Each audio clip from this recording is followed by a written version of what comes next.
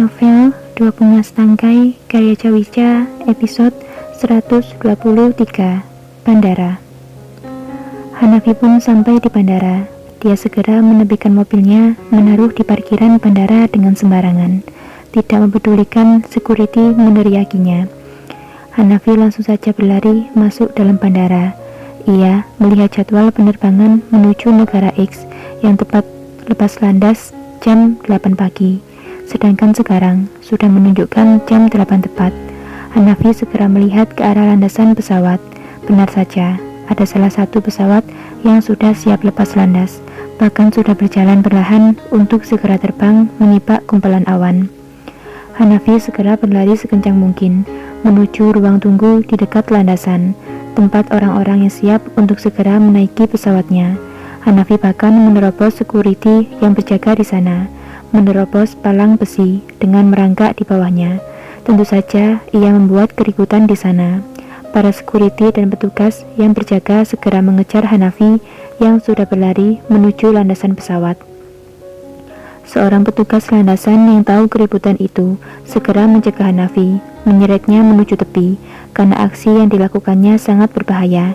Mereka semua bahkan meneriaki Hanafi dengan kasar menuju keluar area landasan. Hanafi menangis saat mengetahui pesawat yang ada di depannya sudah lepas landas dan terbang melesat dengan cepat. Tubuhnya lunglai di aspal, menangis sambil memukul-mukul aspal.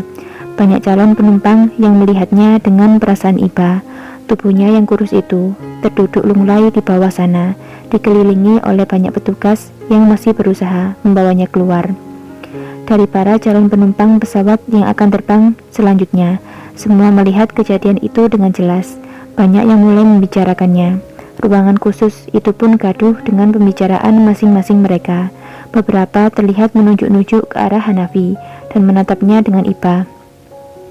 Terlihat seseorang lelaki kurus yang terduduk lemas di aspal, terisak dan dikelilingi oleh banyak petugas. Saat pria itu ditarik kasar oleh seorang petugas untuk membawanya keluar, wajahnya menghadap ke para calon penumpang yang sedang membicarakannya. Mereka pun semakin iba melihatnya karena penampilan lelaki itu terlihat sangat kacau dan acak-acakan. Tak lama setelahnya, dua orang lelaki datang dan berbicara pada para petugas bandara. Lalu dengan mudahnya mereka membawa Hanafi dari pusat keramaian dan mata-mata yang mulai memandang dan membicarakannya. Sementara Hanafi masih dengan isak tangisnya, ia pasrah dibawa pergi oleh kedua lelaki itu. Ia tak tahu, mungkin karena keributan yang dibuatnya ini, ia akan dibawa ke kantor polisi. Hanafi hanya mengikuti kedua lelaki yang membopong badan lemasnya ke suatu tempat. Hanafi sudah sangat sedih dan meracau menyalahkan dirinya sendiri yang tak bisa mencegah Insa pergi dari sana. Dia juga menyalahkan dirinya, kenapa dia tak datang waktu itu. Waktu di mana Insa memberinya kesempatan untuk kembali lewat undangan pesta pernikahan palsu itu. Di suatu ruangan yang cukup sempit dengan ukuran 3x3 meter, ruangan yang didominasi dengan warna putih. Di dalamnya hanya ada beberapa kursi. Sepertinya ini adalah ruang tunggu khusus bandara yang diperuntukkan untuk orang-orang yang bermasalah dengan berkas-berkas ilegal ataupun orang-orang yang bertindak kriminal akan dibawa ke ruangan ini. Sementara Hanafi kini hanya terduduk di kursinya, menanti dengan pasrah, bahkan saat polisi akan membawanya nanti. Satu orang lelaki tadi masih ada di samping Hanafi, berdiri menjaganya agar tidak kemanapun. Satu orang lagi tengah berjaga di ambang pintu seperti menanti seorang datang. Tak lama setelahnya, seorang wanita datang dengan langkah yang tegas, melangkah cepat masuk ke dalam ruangan itu dan berdiri langsung di hadapan Hanafi. Hanafi hanya acuh tak acuh. Ia masih tetap dengan tangisnya, menunduk tak melihat siapa orang yang datang dan berdiri di hadapannya. Karena kini hatinya terasa telah hancur lagi, semangat hidupnya telah hilang lagi. Ia berniat setelah ini, mungkin ia akan membayar denda di bandara karena telah membuat kekacauan. Setelahnya, Hanafi akan pergi mencari Insa di negara X. Ia akan mencari keberadaannya sampai ketemu bagaimanapun caranya. Meski itu sulit dan sangat mustahil, mengingat negara X adalah negara yang luas, tapi ia tak peduli. Bagaimanapun caranya, ia harus menemukan cintanya kembali. Hanafi melirik sekilas wanita di hadapannya yang memakai sepatu dengan celana hitam, memakai jaket panjang berwarna abu tua, dengan sebuah baju rajut putih bermodel pendek sampai di pinggangnya. Lalu Hanafi menunduk lagi, tak melihat ke arah wanita itu. Wanita itu memakai kerudung simpel, sebuah kacamata hitam, dan sebuah topi yang menutupi wajahnya, dan tas kecil yang menjuntai di samping lengannya. Dengan nada tertatih, Hanafi berkata pada wanita itu, "Katakan, berapa denda yang harus aku bayarkan padamu? Aku ingin segera pergi dari sini." Hanafi mengira wanita di hadapannya adalah seorang pemilik bandara, karena penampilannya yang memakai pakaian mahal dan bermerek. "Kenapa kau jadi seperti ini?" Seketika, Hanafi tersentak mendengar suara dari wanita di hadapannya. Ia sangat mengenal suara itu, suara yang sangat dirindukannya, dan dia rela melakukan apapun untuknya. Hanafi segera mendongakkan kepalanya, menatap wajah wanita itu dengan seksama. Seketika, wanita itu juga segera melepas topi dan kacamatanya, melihat langsung ke wajah Hanafi yang sedang menatapnya dengan intens. Hanafi tak dapat berkata-kata, lidahnya terasa keluh. Hatinya sangat senang melihat Insa berada di hadapannya, wanita yang dicintainya dan dirindukannya. Tangis haru keluar lagi dari matanya. Ia segera bangkit dan memeluk Insa dengan eratnya, menegapnya hangat seakan tak ingin melepasnya lagi. Ya, Insa mengganti tiketnya dengan tujuan negara A. Ia ingin berlibur dulu ke sana, di negara yang terkenal dengan keindahan alamnya. Ia berniat bermalam beberapa hari di sana sebelum pergi ke negara X untuk memulai hidup barunya. Dengan jadwal yang selisih 20 menit, Insa akan lepas landas di jam 08.20 menuju negara A terlebih dahulu. Lalu Insa melihat sebuah keributan di area lepas landas dan mendapati seorang pria kurus tengah terisak di sana. Saat petugas bandara menariknya paksa keluar dari area itu, sekilas Insa melihat seorang yang sangat dikenalnya. Karena rasa ibanya dan rasa cinta yang masih tersisa di dalam hati kecilnya, ia menyuruh 2 orang pengawalnya untuk membawa Hanafi ke sebuah ruangan, karena ia tak tega melihat Hanafi ditarik-tarik kasar dan menjadi pusat perhatian karena keributan yang dibuatnya. Insa pun juga meninggalkan ruangan dan mengkonfirmasi membatalkan keberangkatannya.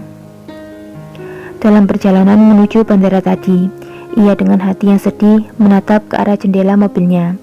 Berat rasanya meninggalkan negara kelahirannya hanya untuk mencari sebuah kehidupan baru.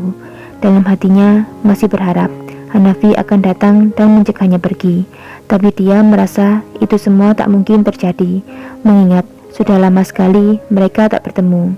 Tak mungkin juga Hanafi tahu jika Insa akan berniat pergi. Dan saat melihat Hanafi tengah menjadi pusat perhatian karena keributan dan kegilaannya, sejenak Insa merasa tercengang, heran, sedang apa Hanafi di sana? Apa ada seorang wanita lain yang sedang menjadi tambatan hatinya? Tapi saat samar-samar Insa mendengar Hanafi menyebut namanya, ia pun segera menyuruh kedua pengawalnya untuk membawa Hanafi pergi dari sana, dan dia berniat akan menemuinya. Kedua pengawal yang ada di sana segera mendekat, ingin menjauhkan Hanafi dari Insa.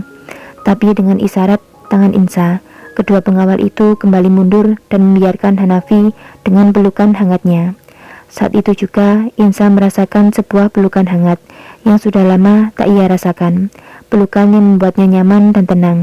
Dan jujur, dalam hati Insa ia merindukan pelukan itu, tapi entah kenapa saat ini Insa enggan membalas pelukan itu. Ia hanya diam, merasakan pelukan hangat Hanafi. Setelah cukup lama, Insa pun berkata, "Apa kau akan membiarkanku kehabisan nafas di sini?" Seketika, Hanafi baru tersadar.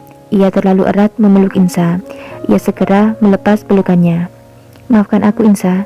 Sejenak Hanafi memandang penampilan Insa yang jauh berbeda dari dulu. Semua barang yang dipakainya kini juga barang-barang mahal. Dalam pikirannya, bertanya-tanya sesukses apa usaha Insa sampai bisa membeli semua barang-barang itu. Dan Hanafi juga menoleh ke arah 2 orang yang membawanya tadi, berpikir kembali, apa mereka orang-orang Insa atau memang petugas bandara? Masih sibuk dengan pikirannya sendiri, Hanafi dikagetkan dengan suara Insa. "Kenapa kau kemari, Han? Bahkan membuat keributan seperti tadi." baru tersadar akan tujuannya kembali. Hanafi pun menggenggam kedua tangan Insa. Aku mohon, jangan pergi dariku lagi, In. Jangan tinggalkan aku. Sungguh, aku tak bisa hidup tanpamu.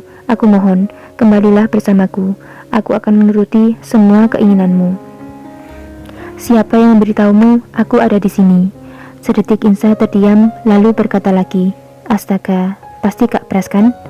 Iya Insa, dia datang ke rumahku menceritakan semuanya padaku, semua yang terjadi selama ini.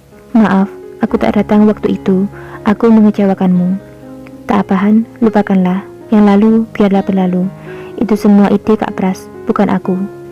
Insa berkata sambil memalingkan wajah dari Hanafi, berjalan selangkah menatap keluar ruangan dari jendela kaca kecil yang ada di sudut ruangan itu. Insa, Hanafi melangkah kembali ke depan Insa dan memegang tangannya. Tak mau berbasa-basi lagi, Hanafi segera mengungkapkan maksud kedatangannya.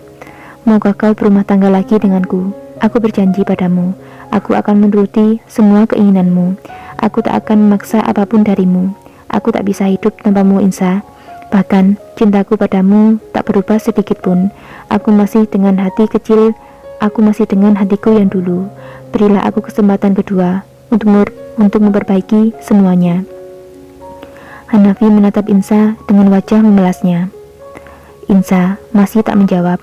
Dia diam menatap Hanafi dengan lekat. Bersambung.